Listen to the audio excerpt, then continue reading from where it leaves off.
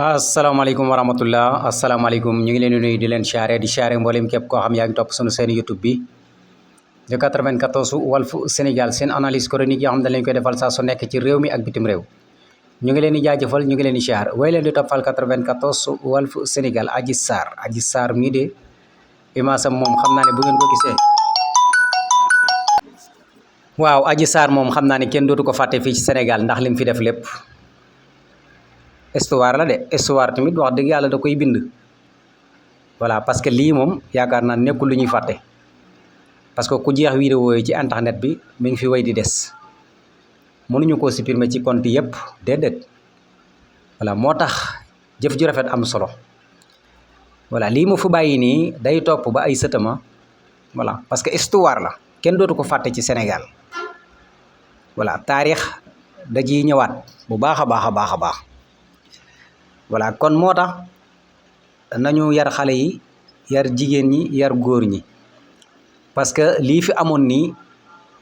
te femme bi waraloon ko femme bi nag voilà liñ naan xam nga dafa am ñoo xam ne ni ay jaayil lañ moom jaayil la noonu lañ ko mën a jàppee parce que dañ ko utiliser ci li mu waxee voilà man d'accord gu ma sax ni dañ ko utiliser waaye en tout cas daal lu ci mën a am mooy boo xoolee femme bi da ngay xam ni kon kii jaayil la parce que boo bëggee matériel u àdduna wala nga bëgg passeport diplomate dëkk di tukki voilà di dem di ñëw bàyyi fi histoire boo xam ne daf lay topp ba sëy sët loolu dafa nekk loo xam ne nii vraiment rafetul bu fekkee tukki la ci bëggoon am na ko ndax dem na tukki na mais war nañ ko mën a topp mu dellu si waat leeral mbir mi ba mu leer nañ ndax sénégalais yi tamit fàttewuñ ko de te chaque jour saa su nekk mu ngi seen xel voilà duñ ko fàtte benn yoon waaw Adji Sarr moom xamu ku ñuy fàtte ci Sénégal waaye moom kenn dootu ko fàtte ci Sénégal dugg na ci histoire u Sénégal voilà parce que lii nii lu ñuy nettali la ëllëg liñ fi def lépp lu ñuy nettali ëllëg voilà benn femme boo xam ne nii moo tax sax ñi nga xam dañuy jàngal jigéen ñi war nañ leen a jàngal éducation bu baax war nañ leen a jàngal tamit yar sa bopp yar say cër moytandiku ko bëgg xaalis ak bëgg ay privilège bëgg tamit ay matériel ay xujur bëgg di tukki di dem di ñëw ci nu yomb loolu yëpp war nañ leen koy mën a jàngal bu baax voilà ndax loolu dina am solo lool ndax ku mel ni Adji Sarr mii bañ fi amati